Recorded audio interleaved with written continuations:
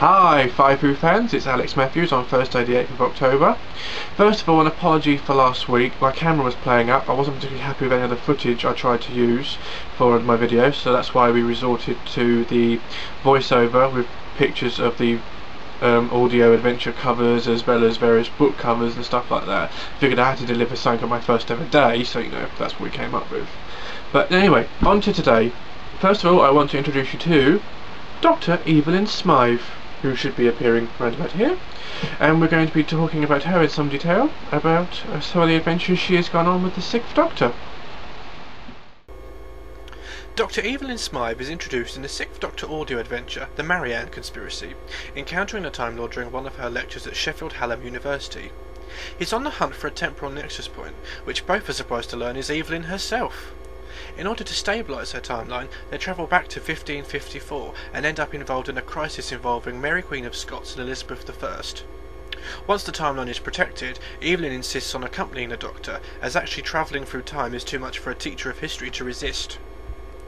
Compared to his more younger companions, Evelyn is a woman in her later stages of life, on the verge of retirement, yet still has enough zest for life to run from the variety of Daleks, Silurians, vampires and other worldly foes her adventures bring her into contact with. She also meets former companions Brigadier Lethbridge Stewart and Time Lady Romana, now President of the Time Lords, whom she helps rescue from imprisonment or from the Daleks, visiting Gallifrey as a result. She is a voice of reason and maturity aboard the TARDIS, keeping up easily with the abrasive and bombastic personality of the Sixth Doctor.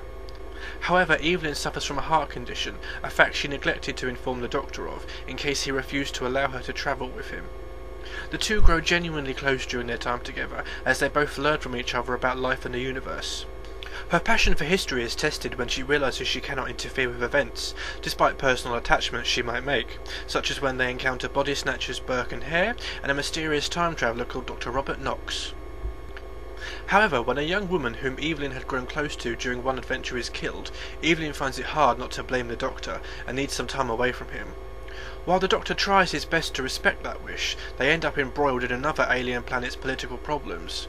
During the fuss, Evelyn meets a man named Rossiter, and the two develop feelings for each other, but even though he invites her to stay with him, the lure of the TARDIS is too much, and she bids him farewell to continue with the Doctor. Her feelings for Rossiter never go away though, and after several more adventures, after a return to Rossiter's planet Villarg, she decides to leave her life on Earth behind and stay with him, bidding a rather terse goodbye with the Doctor, who is understandably upset to see her go. 2 years later, though, she makes her peace with him and meets one of her successors, Melanie Bush, when they return to Villarg and help save Evelyn's life when she begins to suffer ill effects from an experimental medical treatment in an attempt to cure her heart condition.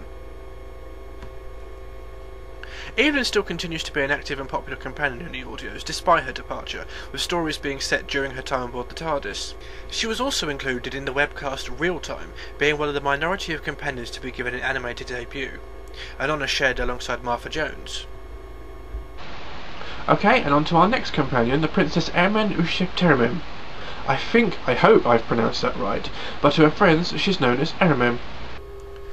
Princess Ermem is introduced in the Fifth Doctor audio adventure The Eye of the Scorpion as the pharaoh of ancient Egypt, who was supposed to succeed her father Amenhotep II. However, the Doctor was well aware that instead the successor was an unknown son, not a daughter. Considering that there was much uproar about a female pharaoh, the Doctor feared Ermem would be killed in the ensuing infighting. However, both he and Perry were pleased to see Ermem survive and decide, upon realising with their help that her place was not in Egypt, that she would head to Greece to study. With Perry being somewhat insistent, she and the Doctor offered Ermem a home aboard the TARDIS, and learned far more than she would on Earth.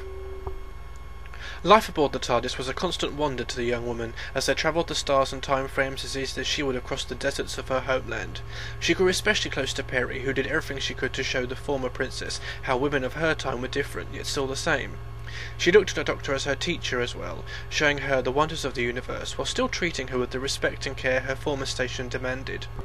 They did clash on some occasions, such as when they differed on opinions regarding the necessity of intervening in matters of history. Ermem would find a cause she thought worthwhile and throw herself into it, be it helping the French fight the English, helping a human colony embrace its freedom, or fighting for the downtrodden. But Ermem never really left her life as a member of royalty behind, and it served her in good stead, preparing her for the variety of alien life she came across, with a dignity and courage that even the most seasoned of the Doctor's companions would be in awe of. The way she handled herself came in very useful when their adventures would place them in the path of other members of royal families or ruling parties, and gave Aramem the edge she required to help keep the three of them out of trouble. Several times during her travels it looked like Aramem would leave the TARDIS, only for fate to offer her another chance, which she gladly accepted. When she met Prince Vlad III, otherwise known as Vlad the Impaler, she found herself drawn to him, despite his barbarity, and forced to travel with him away from Peri and the Doctor. She did her best to change him into the good man she thought he could be, but was unsuccessful, nearly losing her life in the attempt. All these experiences helped show Aramem that, despite what had happened in Egypt, she still longed for a place to call home, where she could use her experiences to do good.